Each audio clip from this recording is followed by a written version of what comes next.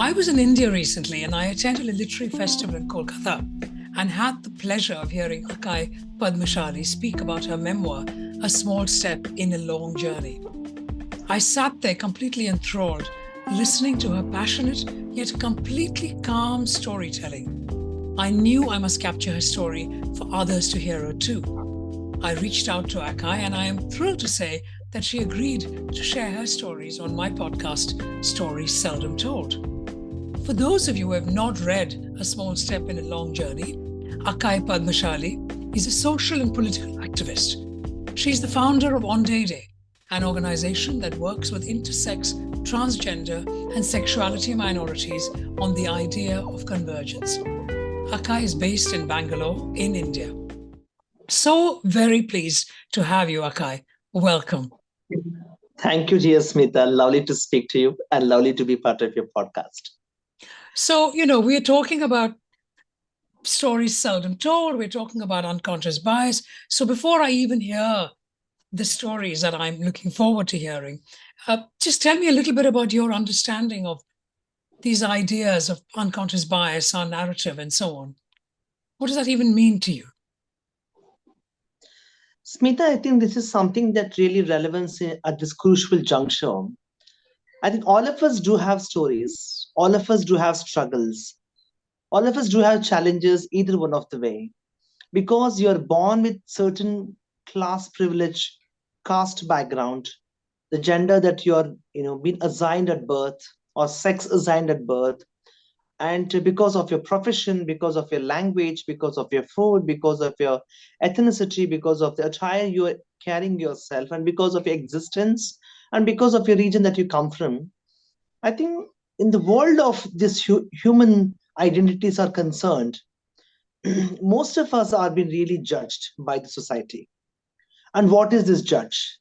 I always think from the context of this men domination, the cis woman domination, or the whole issue that struggling the world is something called the patriarchy and power. How do you sail your ship in this process of fighting back against the larger notion, which is very heteronormativity, which is so patriarchy, which is cis practiced society.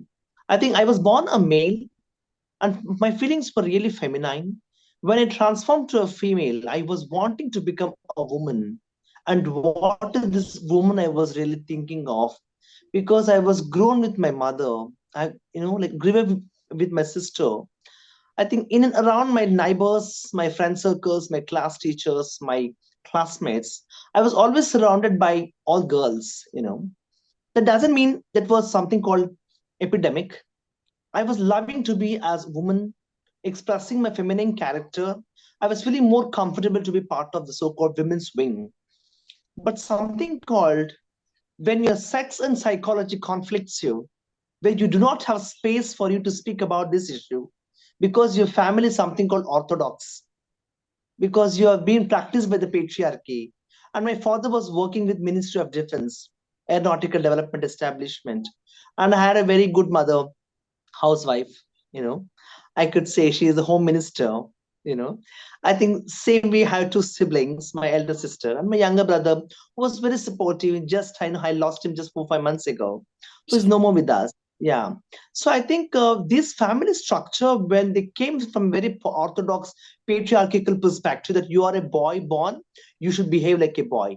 You have to practice masculinity. So here's You a have question then, Akkai, because you've already said so much, and I just want to capture that just for the moment. So when we are using the words femininity and masculinity, that's the first thing that I want us to understand for the larger picture of what you're sharing with us. So you were assigned the gender of a boy at birth, and whether it's because you were around with little girls or not is besides the point. You felt within you that you wanted to practice what you and I are calling femininity. Whereas your family, because you were assigned the gender of a boy, said to you, you need to be, in inverted commas, masculine. So what are these two? How does that manifest? What is feminine behavior? What is masculine behavior in your understanding? See, I come from India, which is known for its culture, tradition, practicing of your, belief, your ethnicity, your faith, and and your so-called the religious moralities or perspectives. According to me, something called women means based on a biological sex that you have to be patient. Pierce your nose, pierce your ears, grow your long hair, be patient, be soft. Don't question the authority. If you're questioning the authority, you're against my religion or my culture, my caste and class. It's the same thing if you really compare to the masculinity. You are when you're automatically born with the male genitalia, you know, immediately you are being born with patriarchy and power. The assumption you should be a masculine person, showing your front chest like this, and walk like a man, talk like a man with loudful voice, powerful always, and be dominance, and you are the head of the family. So these were taught from my education texts, from my teachers, from my father especially, because he was part of Ministry of Defense. And defense means something called so disciplined, so strict, so like so ruled with that attitude. So in this process, how do you even within the family not having the space to say what I am today? Though born male, feelings are feminine, wanting to become a woman. And women means for me something that I always dreamt to wear sari, and today I am in sari. I think my journey from fighting against the attire I was wearing is something called pant, shirt, jeans, t-shirt, etc. to sari. It's a long struggle. The identity crisis which I had gone through in family is something really called unimaginable. When I realized my feminine at the age of 8 years, and I shared with my parents, they said, "Shut your mouth. You are born male, behave like a man. Practice a man, be masculine." Because I'm feminine, they are facing so much of humiliation, there is so much of discrimination, and you are not supposed to do that. And my religion culture will not accept this. And I was questioning, though a fellow of, devotee of goddess Lakshmi, I was talking to Lakshmi. Lakshmi, where are you? You're sitting on the lotus. You're wearing so much of jewels and beautiful sari, good smile, long hair, so many jewels that you're wearing. And what happens to me? So where are you? When the entire family becomes so conducive, the local area becomes so conducive, and your friends and teachers becoming so conducive, I tried to kill myself, Smita. How At the old age of at this 11, point? You were 11. 11. At When I 11. tried, And no, you're saying that from the age of 8, you were saying to your parents that I am really born in the wrong gender. I'm in the wrong body. I want, I want to change. I want to change my sex. I need your support and love. And of course, because of the culture that you are in, because of the environment you're in, and to be fair, Akkai, this is not a story that is uncommon anywhere in the world. It's not just about Karnataka, Bangalore culture or religion. It is also, it could be in the United Kingdom, it could be in the US. The idea of the parents needing to support a child who has come out and is saying, "You've got to help me." And they don't want to do that because most people like to live in society with the status quo. Everything should be as it is. They don't want to change things too much. And you try to take your life at the age of 11 because you were desperate. And then what? Continue with your story. so when I tried to kill myself at the age of 11 years, my brother came and escaped that situation, and that's a circumstance.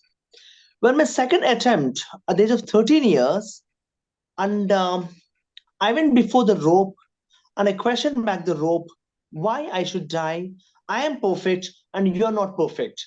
You means the society, my parents, my siblings, my relatives, my neighbors, my localites, my teachers, my education institutions. But tell me So a little this bit more about that, Akkai.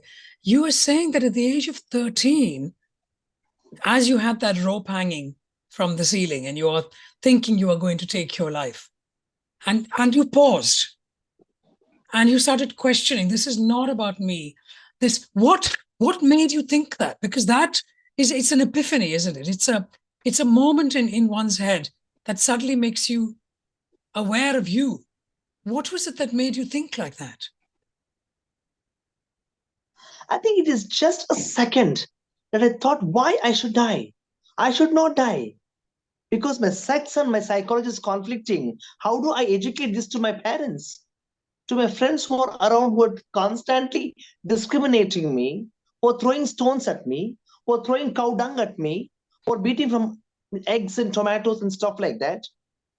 So I think questioning all of this in the sense of a second minute, it's just a second, and it said, no rope, I am perfect and you're not perfect.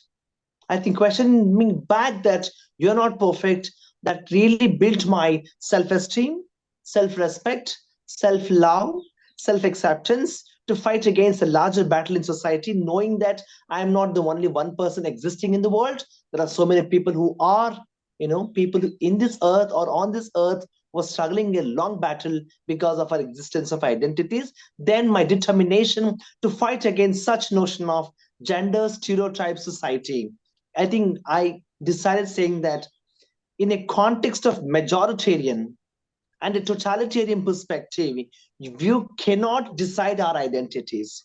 You cannot decide our sexualities. This became as a determination to fight against a larger battle. I think if you go back to my 25, 30 years of journey, today Akkai is sitting here. And because of our activism, because of our contribution to the movement, there are lakhs and lakhs and lakhs of people in the country who are really pride and proud about their identities. And I feel so happy that today I'm alive and talking to Smita Tharoor. You are so kind. But no, but there's something here that's actually quite interesting, because we're talking about identity, which is a big word. It's not just about gender; it's much more than that. And earlier on, we talked about the meaning and the understanding of the word feminine and masculine. And you mentioned that your understanding as a child, 6, 7, 8, was that feminine was to be quiet, not to be too assertive, to listen to other people, and masculine was, the head of the household, who, the man showing his chest, I'm in charge, and so on. Now, here's a question to you. Because you made a conscious decision to embrace your identity and become a woman, did you not then contradict the idea of what is feminine and what is masculine? Because you are not being the quiet little girl sitting in a corner. You're saying, hang on a minute, you're putting your foot down, you're asking people to listen to you, which is then considered masculine. So is there a confusion in that, do you think? Not exactly, because I am very clear about my identity. Because I wanted to live as a feminine, and feminine means the existing stuff. If you go back to the women's movement, the interpretation of women's movement and feminist movements, we're still finding what is femininity, what is masculinity. Exactly. It's a long conversation, still, like that keeps happening. But we all are really bound to this so-called society, social construct norms. That is one side, and we're still questioning back what is social construct and who decides the social construct and who has the power and right to decide your social construct. But as a person was born so-called male, assigned at birth, feminine character transformation, then you have undergone a sex change process. For what? Just to wear this sari I'm wearing today. I look so colorful. I look so beautiful. I look so awesome. I look so gorgeous. This is something called self-acceptance. Yes. Number one. Number two, questioning the femininity or the masculinity. We still fight in our own conversations. What is femininity? What is masculinity? Who decides this? And Exactly. what I think in that process, because I'm also brought up in that way of my whole background. You get it? Meaning that we're questioning, like today, I question people say, no, Akka, you're not a woman. I ask how and why. People say, you're not biologically born vagina, you don't have uterus, you don't have, you don't go periods, you're not able to satisfy a man sexually. So these are something called the orthodox thinking of deciding women's identity. And I say, I'm a woman without vagina, uterus, breast, and periods.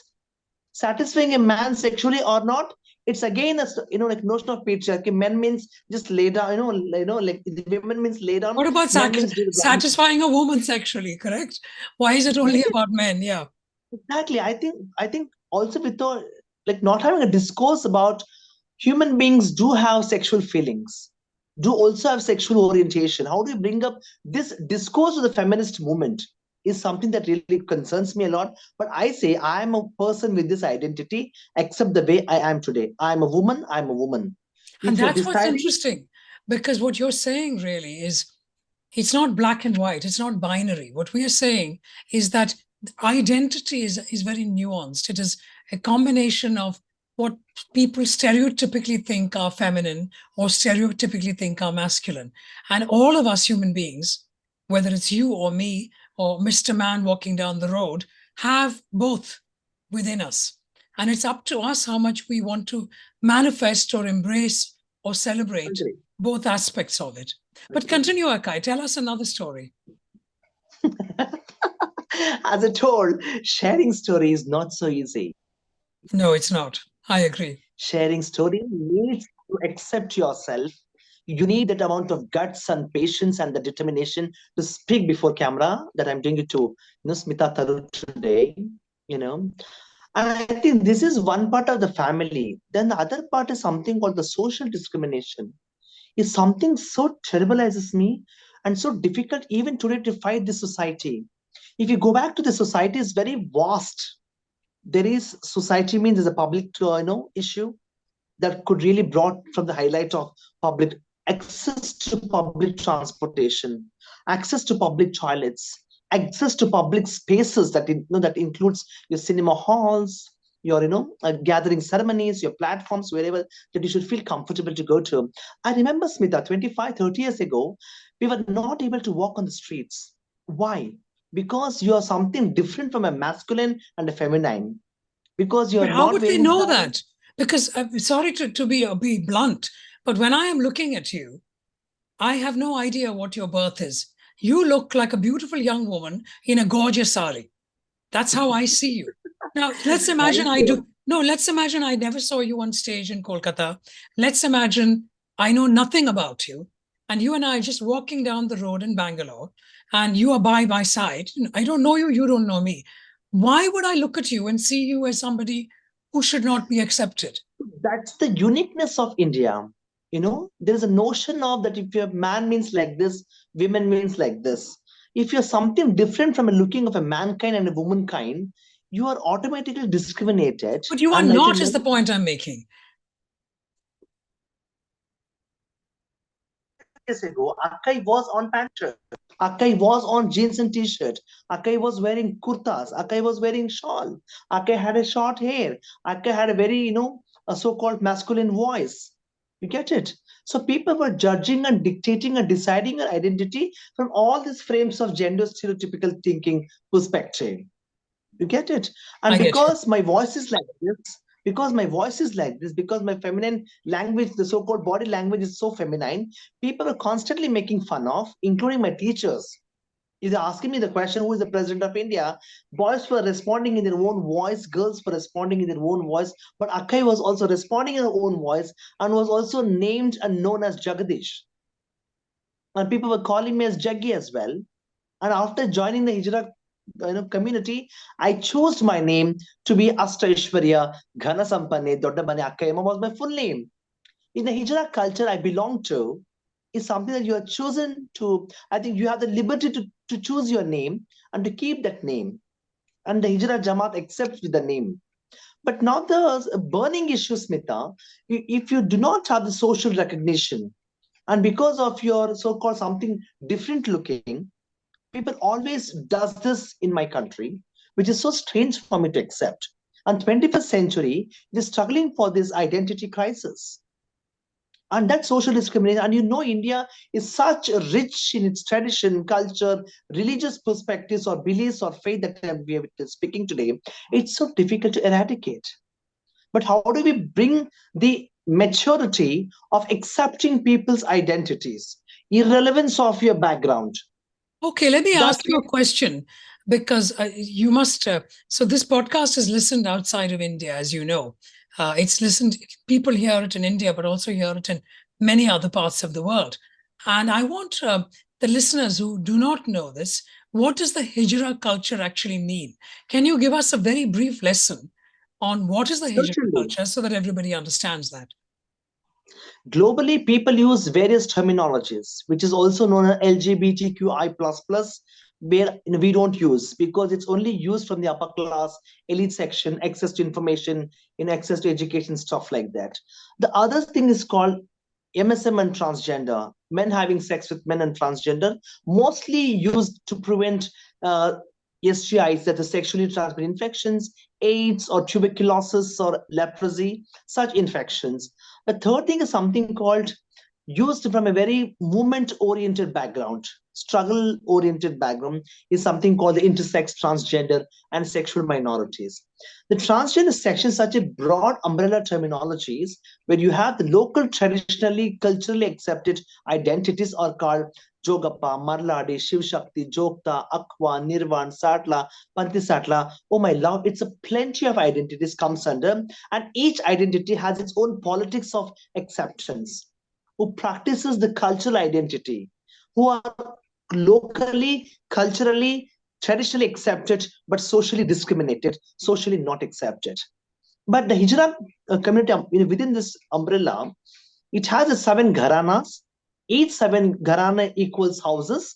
Each houses has its head of gharana. It's something called nayaks, and these nayaks are the justice, very equal to Supreme Court Chief Justice, like that.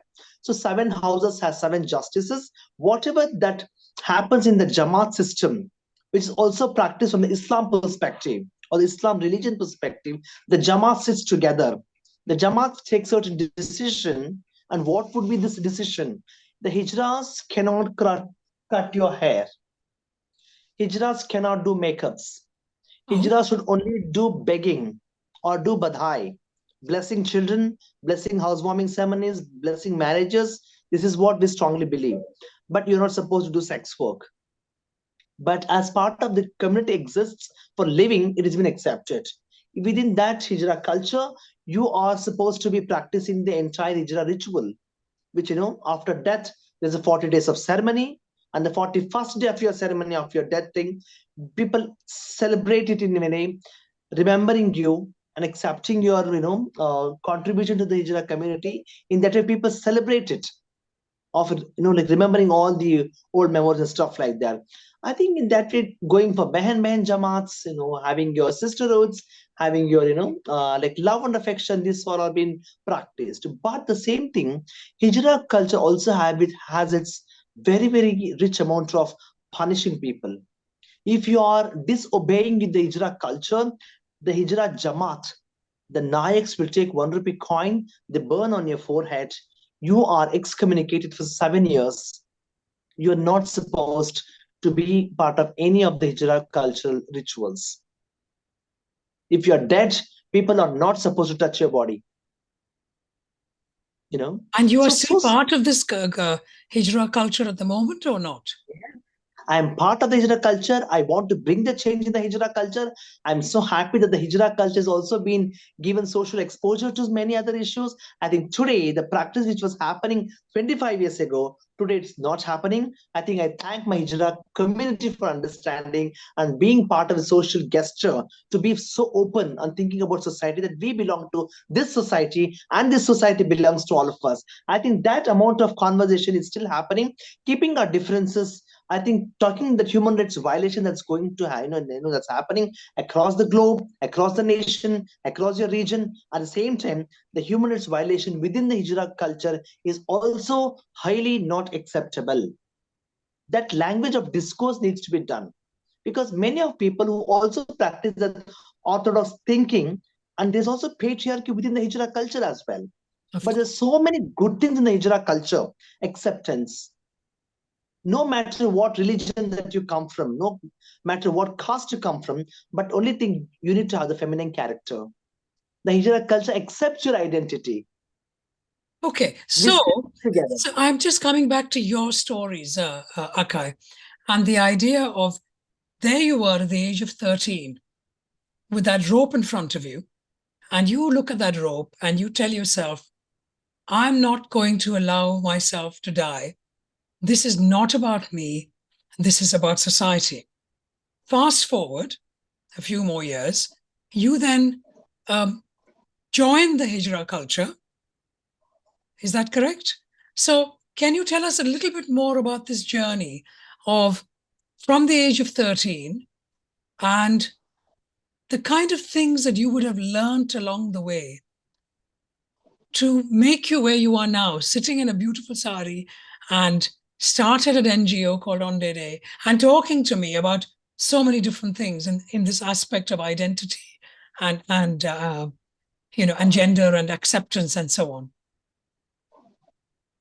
I think 13th age when I decided not to die, 16 years, 16 years I revealed it to my brother. I'm not a boy and I'm a girl. My brother was the first person in family to accept the way I was. I think 16th age, I joined the Hijra culture. And my guru is called Jarinamma, who is also from Kerala, Thiruvananthapuram. She's from Ernakulam, okay? She has also, wrote a book called Me Hijra, okay? And she's no more with us. I think she was also a rebel within the Hijra culture who was fighting against all sorts of patriarchy which was followed from the Hijra culture. And she was also a short hair woman. I think that really built my relationship to go to her and talk to her. And I had requested her, Amma, I want to become your chela. I want to become your daughter. And she just accepted me the way I was. I was on jeans and t-shirt. I was doing my sex work. I was doing my begging. I was being on the streets for 4 years, knowing that the humiliation in society, you were begging for 5 paisa, 10 paisa, 25 paisa, 50 paisa, 1 rupee. And Smita, I know what is the value of 1 rupee today. Today, people say no value to 1 rupee, but I know the value of 1 rupee. And you are there in the street as sex worker and beggar where people don't respect you.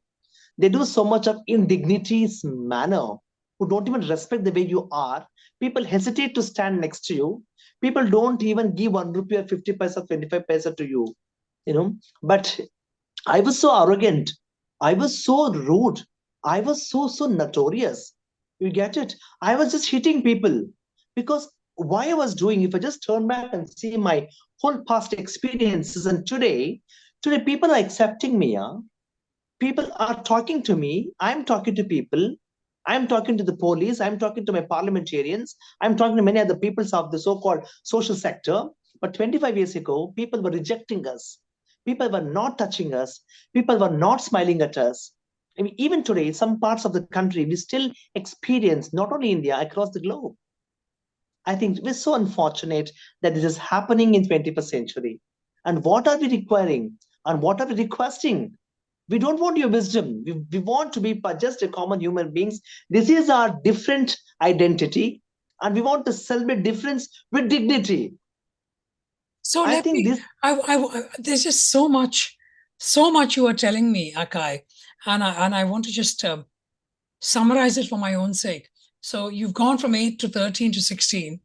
The one good thing in all of this, and I am truly sorry that you have recently lost your brother, because at the age of 16, your brother supported you. Had that family, somebody believed in you and said, it's okay.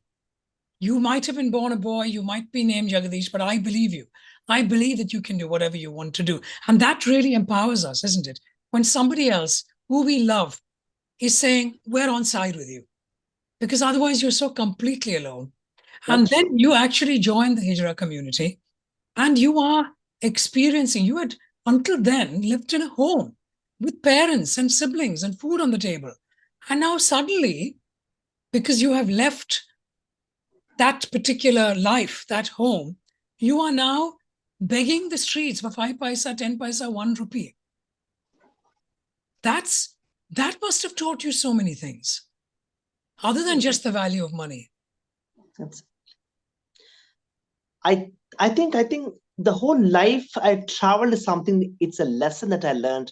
I am not a degree holder. I am not a PhD passed. I'm not a 12th grade passed person. I'm a 10th standard mathematics failed person, Smita. I learned English through referring my wordings and meanings from dictionaries, from Kannada to English. English equals how do you practice the communication of language to people? Because I know that being in society or being within society, I should really have this language, this attire, and this amount of knowledge. Knowledge is something that boosts you to speak for what you're speaking today. And I want to speak what I know. I don't want to speak what I doesn't know. but my passion to learn those unwanting so-called, the society is expecting today. I think I want to make sure that I speak on sex, gender, and sexuality and human rights of the every marginalized, vulnerable section of my society. But as you mentioned, I think you pointed very clearly 8 to 12, 11 to 13 to 16, and now it was not so easy. I have really learned how I should be in society. Today, within lakhs of people, thousands of people, I can address the gathering. With confidence, I can do so. And I can say, I'm not a criminal because my law in the country made me criminal. But tell me, see, I'm trying to get my head around this. So you are where you are. You have gone. We have not read the book, and I urge the listeners, certainly those in India, it's very easily accessible, to read the book to learn even more about Akkai. But you are age 16, and from the age of 16, you're literally walking the streets of Karnataka. You are begging on the street. You are becoming a sexual worker. You are just trying to do everything to make ends meet for one reason and one reason alone. And that is because you believe in your heart, in your soul, that I am who I am. I was born in the wrong gender, and I want to be a feminine woman. You have the love and support of your brother. You have the love and support of your guru. And you have to keep going. Now, tell us a little bit more about from 16 to now. You've obviously, as I introduced you, you are an activist. You've also started an NGO. What are the things that made you want to do these things? You could have continued to be begging on the streets and doing what you were doing at the age of 16. What made you do things even more? What was a change in your life? I think this self-reflection when we're doing the sex work and begging, few friends who are being educated on paper, there were degrees, there were PhDs, people who I think we were really gathering together and discussing what is next after 5 years. What is next after 5 years? Are we going to continue sex work or begging? And there's also social discrimination, social non-acceptance, no political acceptance, no economic justice. I think keeping all this of thing, daily you are supposed to earn 20 rupees to 30 rupees a day. You are saving that money in, digging that, what do you call, the sand and keeping your money inside because we did not know where to save the money. That was done in Kaban Park, Bangalore. And every month we were saving around, like between 600 to 1,000 rupees, like a month.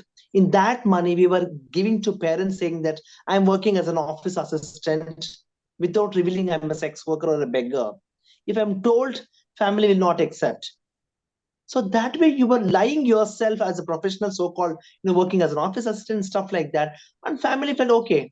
Because I also come from working class, non-English speaking, very poorest of the poor background that I have, come from. Though my father was working Minister of Defense, I think we still had this amount of, poverty. I think slowly when we had this self-reflection of conversation and we really wanting to go and study a small research in the state of Karnataka. I did go to the North Karnataka, to Central Karnataka and South part of Karnataka, where I went and spoke to my people who were begging on the streets for chilies, begging on the streets for bread, for rusks, for atta. I feel so sorry. Why our community is still begging? Culturally, people want to accept us, but socially, why they want to discriminate us? Why they want to exclude us? So then I came back to my sex work spot in Kaban Park.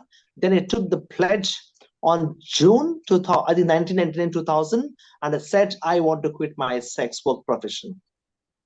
Then I think from 1999 to 2004, this was a period I was very conflicted, self-challenging, and said I should quit my sex work and begging, and I did so. From 2003/4, they till today, I'm here to speak for my rights, for my identity, and also to my larger community.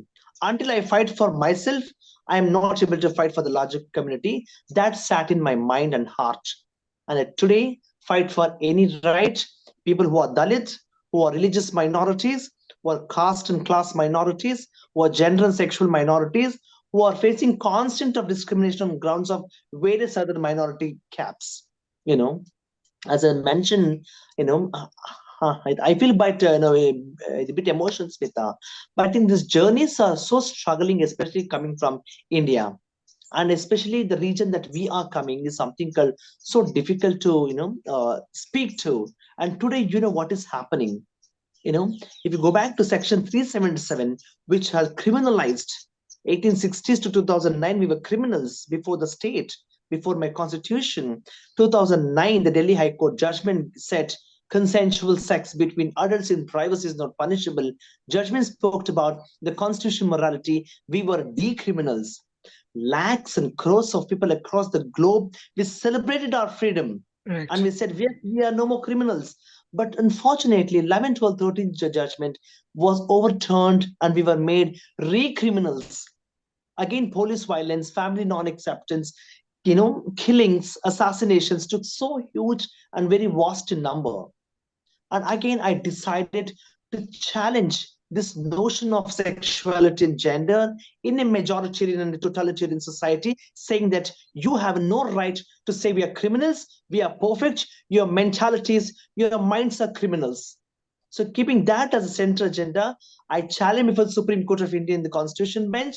I am so thankful Justice Indu Malhotra, who says history needs to owe an apology for the movement of sexual minorities and to the family members. Now, the simple question is very clear, Smita, just for my audience to really rethink about this, from a criminalization to decriminalization to recriminalization Exactly. and no criminalization. How do you accept why your society was so rigid in deciding our identities, and lakhs of people have been killed, have been assassinated? Mm. Even in United States of America or different parts of the world, people who are black and a lesbian, gay, bisexual, intersex people are being killed. So I think this organization, Ondede, I claim I'm a feminist. I'm a feminist and I'm a sexual minorities activist. What is feminism? I want to be in a very non-judgmental attitude, and I want every issue to be heard before me, before I take certain amount of decision. I think that perspective, I think this organization was brought from a very feminist perspective, talking about the academician, talking about the research, being part of philosophical movement, being part of literature movement, being part of social justice movement, being part of human rights movement and civil society organization. I think this really scratched my head and brain to fight for the logic cause. Even today, other so-called movements are not accepting sexual minorities because they also carry certain amount of religious morality. No, no, my dharma is not accepting. My Bible is not accepting. My Quran is not accepting. My Bhagavad Gita is accepting, but this is not the way you're supposed to be. So I think my concern is the Smita. I think all these sacred books are so beautiful, so awesome. The interpretation of this from a so-called mankind, a patriarchy perspective, is dividing and ruling people. Go back to many issues of hijab, go back to Hayapa verdict, go back to triple talaq verdict. I think these are something that really shrines me to speak for social justice today. So I think where are our you now? So today you are an activist.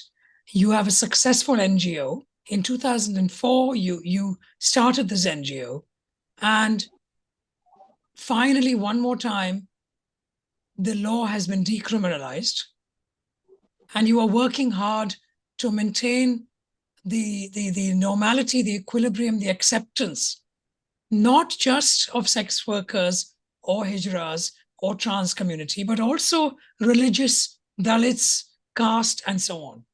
It's not just under one group. Is that correct?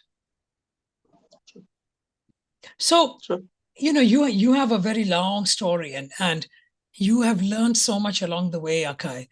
What kind of, certainly what I'm hearing when I'm hearing your stories is not just your passion and your self-belief, but also the idea that all of us may want to do something. It may not be like your life story, but something that we want to do.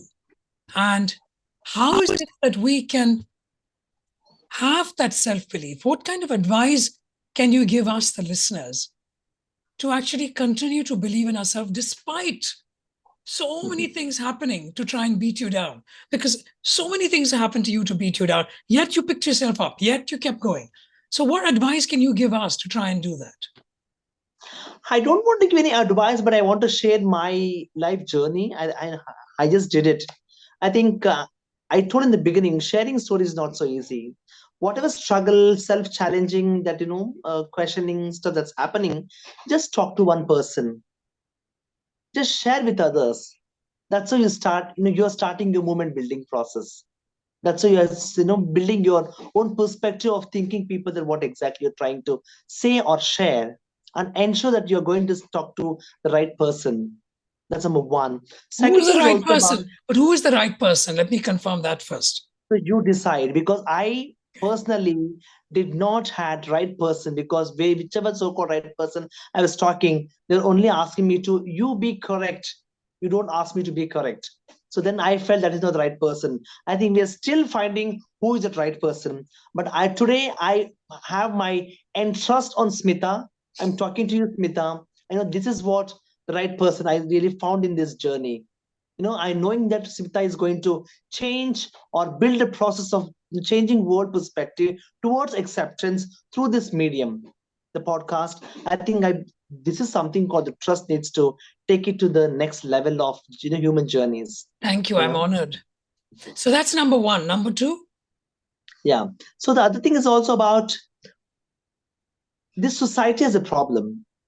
And what is the problem? This society keep on judging people's identities. If you eat meat, short hair, long hair, white skin, black skin, skirt, wearing clothes, not wearing clothes, married, unmarried, having sexuality, not having sexuality, everything people are judged. So I don't want to waste my time.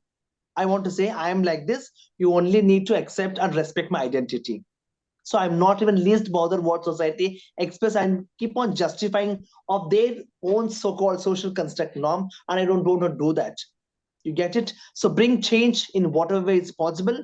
Just identify your people, talk to them, share to them, build a process of moment of acceptance and no judgment. I want to say this: judge not, support gender identity, judge not, support sexual diversity. That's beautiful. Because it's very simple, but it's extremely hard to do, Akkai. That's the truth. But essentially, trust in others, make a decision who you will trust, share your story with them, because it is very, very difficult to share stories. And also try not to allow the larger world, the larger society who's constantly making judgments, to make judgments on you. And equally, you don't make judgments on them. This is who I am. Let me get on with my life. Exactly. That is brilliant. I'm going to pause there because I know there is so much more that we could hear from you, Akkai. But before we end the interview, there's a little secret. I heard that in addition to Akkai being an activist and all the other things she does, you are also a beautiful singer. And you have a beautiful voice, totally unconnected. But is there any chance we can hear you a little bit? Just for 30 seconds, could you sing us something in any language? Yeah, I have composed this song which is in English. I want to sing this, for my friends, to people who are really watching this podcast. I born as male, my feelings change. When I was 8 years, my feelings are feminine. I started behaving like a girl. I started walking like a girl. I started dressing like a girl. When my parents forced me to stop myself, I was beaten up, I was locked up, I was tortured by my parents, my schoolmates, my college mates, my friend circle, my neighbor started teasing me like Chakka, like Vambar, like Sangha, something, something. I joined to work. Colleagues came to know me. I'm feminine. They started teasing, they started blaming, they started sexually harassing. There was nobody to ask these things. I started doing sex work. I did for 4 years. I was not very happy. This kind of torture, violence, harassment is not facing only by me. There are other transgender who faces similar problems. Where to live, where to share, where to express, where to survive our life. You should tell us, you should tell us, you should tell us what to do. Thank you. Oh, that's wonderful, Akkai Padmashali. I really appreciate your sharing your stories seldom told, and I think all the listeners will get a lot out of it. Thank you so very much. Thank you for listening to Stories Seldom Told. I am Smita Tharoor. It is you, the listener, that makes this podcast what it is. If you like this podcast, please do share. If any of you anywhere in the world feel that you have stories to share, please do connect with me on social media at Smita Tharoor on Instagram, Twitter, LinkedIn, or on my company page, Tharoor Associates, on Facebook. We will be back next week.